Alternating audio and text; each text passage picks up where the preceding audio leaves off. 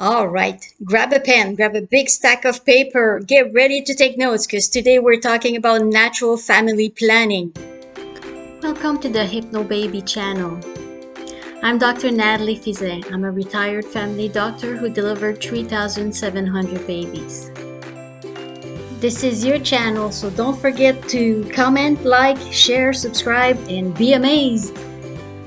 Of course, there's a big medical disclaimer. This channel is for entertainment only. You use it at your own risk. I am a doctor, but I'm not your doctor. Hi, I'm Dr. Natalie Fizet. We're going to talk about natural family planning today. So get ready to take notes, like I was saying, because it sounds simple, but it's not that simple. So whether you want to do natural family planning for personal reason, you want to stay away from chemical birth controls, or you're planning on having a baby and you just want to know your cycle and yourself, this is for you. So the first thing you have to know is how to count your period, so your menstrual cycle. So you count day one is the first day that you see bleeding, so that's day one. And then the last day of your period is the day before you see the next bleeding. So from day one, and usually period varies from 22 days to 32 days, but the average is about 28 days. Before you can rely on your cycle, they recommend that you do 6 to 12 months of keeping track of your cycle. There's apps now, or you can use a good old agenda, and you just write things, or you draw circles on a calendar, and that's why they call it the calendar method. So for simplicity reason, we're going to go that December 1st was the first day of your period, and it lasted 5 days. And then on December 29th, you started the second period. So your cycle was 28 days. Let's say the following month, it's a different example, you have a 32-day cycle. Then how to calculate your period where you're fertile. You have to know that sperm can live up to 5 days in the uterus, and the ovule usually have a lifespan of 24 hours.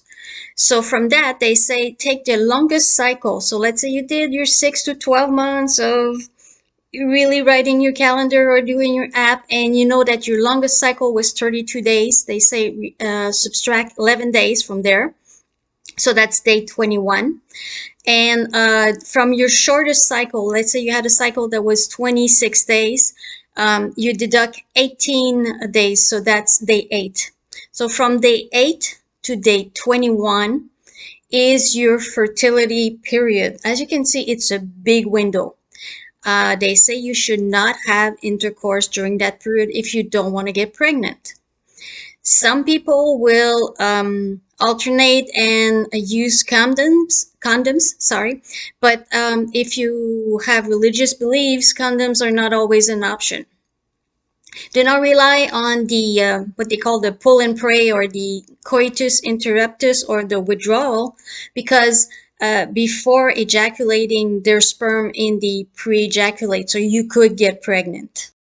You also have to realize that yes, you can have intercourse during your period, so from day 1 to day 5. And when I was trying to put the little sunshine saying it's a safe period, it's a safe period, but if you look on the picture, it's kind of splashy, which is not as romantic if you're having intercourse during your period. But you know that there's very low risk of getting pregnant, and it's never zero. Honestly, if you have intercourse that's not protected, you could conceive even out of almost any days. Nature is pretty strong. So if you see on my calendar, you have about 10 romantic days per month per cycle that you don't need to bother. And you have, if you follow your calendar very well. So the rest of the time you either have to do abstinence, playing cards or whatever, or use another, like condoms usually. So since it's kind of disappointing and the window is of opportunity if you only do the calendar is not that long, people added other methods or complementary methods to increase the likelihood of not getting pregnant and also to narrow the window where they cannot have intercourse. So the billing methods is from John and Evelyn Billings. It was in the 1950s. You know when they had a lot of kids, so tells you it's not perfect. That was just looking at your cervical mucus. When you ovulate, your mucus is like an egg white, so you can like pull it between your fingers. It's in the morning. Sometimes some women are very lucky; they have like a little spot in their panties. If you had intercourse the night before, you're gonna have things in your panties, and they're not the cervical mucus; they're sperm actually. And actually, if you had intercourse and you're at that period where you might be ovulating, well, you might already be pregnant. Congratulations. So just following the mucus, and some women are dry; they don't have much mucus. Not everybody has the cervical mucus to rely on. Some people say for that method that you could go dig in your vagina in the morning and try to see if you can catch some and see if you can pull it.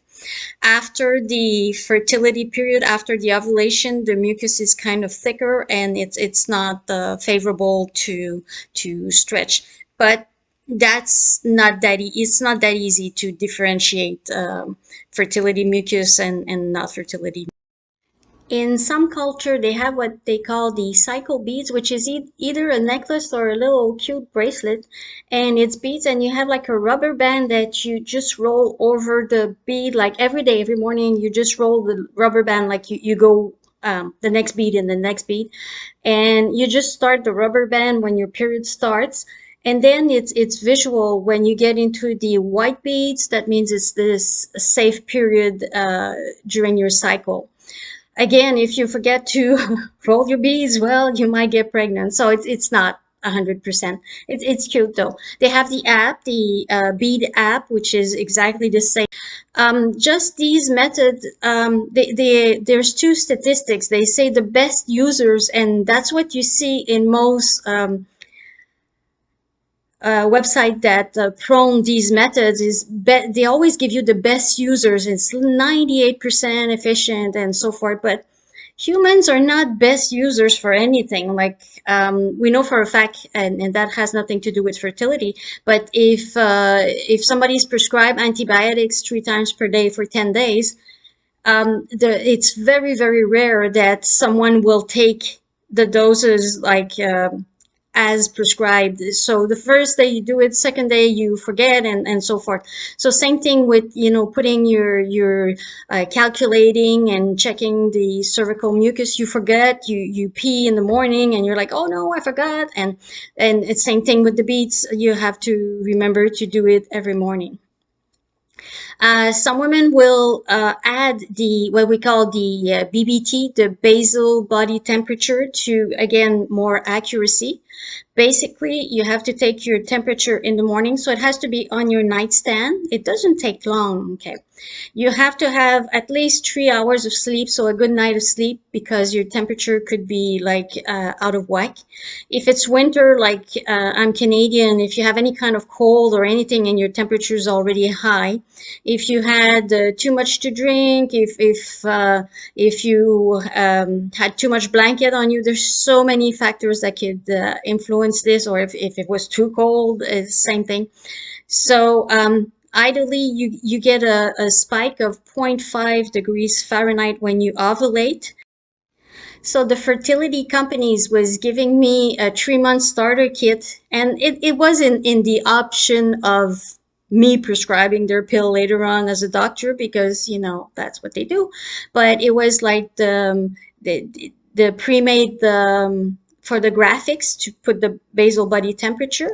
So my patients would use that, and they had a little thermometer to go with it. So when I would see them, the preconception visit, sometimes they said, I want to get pregnant and, I want to see you, Natalie. I would give them that if they were interested in taking their basal body temperature. And we would start the folic acid, of course, when I was lucky enough to see them before they got pregnant. So they say that when you ovulate, your temperature rises 0.5 degrees Fahrenheit. So you get a peak, which is pretty obvious in there because they had like an example graph. But after 3 months, my patient would bring back my graph and they go, help me, Natalie, tell me when I ovulated. And that's pretty much what they brought me. So I was like, I have no clue. It's really not clear. There's so many factors that can influence your temperature. And if you're not taking it right too, like I said, if you have any kind of cold, if your temperature is higher for a reason, for any kind of reason, it goes up. So you don't get like as good as the example that we saw. So most of the time I could not tell. And I'm like, I tried. So we now have ovulation kits which measure the LH peak, lutein hormones, and the estrogen, and you get a peak right before the ovulation. So that's simpler. Okay, that's a different thing. Or you can add it to your calendar and to your cervical mucus and to your body basal body temperature if you really want to know like how your body functions. These are not 100%. Again, there's a lot of factors that could influence. And they're like they say it's browner, it's darker, it's not that obvious, but some people are using these either for birth control or to conceive, and it's working for them. So the natural family planning doesn't always work. Let's say you're breastfeeding, you're not having a period, and again, your body temperature might be higher because you're breastfeeding a baby. If you're around your menopause, like what we call perimenopause, your cycles are already like you might have long cycles, and they say like the calendar method only works if you have cycles between 26 and 32 days. Less than that, we don't know when you ovulate or if you ovulate, and longer than that, we don't know when you ovulate or if you ovulate. So there, it's not efficient. So you have to have cycles between 26 and 32 days. So if you don't have that, you cannot use the calendar method. The other the big argument against a natural method is if you're not in a stable relationship, it prevents people or they feel safe not using condoms, and then it doesn't protect you against STD, sexually transmitted disease. And that's a big thing that could actually get you very sick or, even get you infertile. So that's the opposite of what we want, of course. The other thing with all this, it's kind of mechanical, so it kills the mood sometimes. And there's always that night where, passion is stronger than than the charts, and you just chance it. So that's why the best rate that you see on website proning these method, they say 99, 97% efficient. In reality, it's 4 women, 25 women out of 100 that get pregnant if they use the calendar only. If you combine the methods, you sound more serious, then it's better. But it could be as bad as 25% rate of pregnancy. So if you do that for 4 years, you're almost guaranteed a pregnancy, which is then you're faced with a big decision. So it's not great. So on the flip side, if you want to get pregnant, TTC, if you're trying to conceive, it's a great way to know if your cycle is regular, when you ovulate, and to kind of get in touch with your body and when you're ready to conceive and start your folic acid. And that's more my part, is the pregnancy instead of birth control. But I do both, of course. But then you really know your body, and it's easier to talk with your doctor saying, I have cycles that are this long, and I felt my ovulation, my cervical mucus is this, my basal body temperature confirmed that I ovulate, and so forth. So it's awesome because you have like you're ahead of the pack, definitely. I would love to hear from you. If you're using natural method of birth control, comment below. I want to know what you're using, if it works. If you had a baby, I want to know too.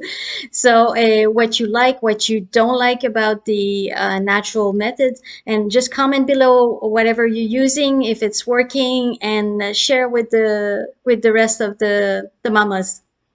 See you on the next video.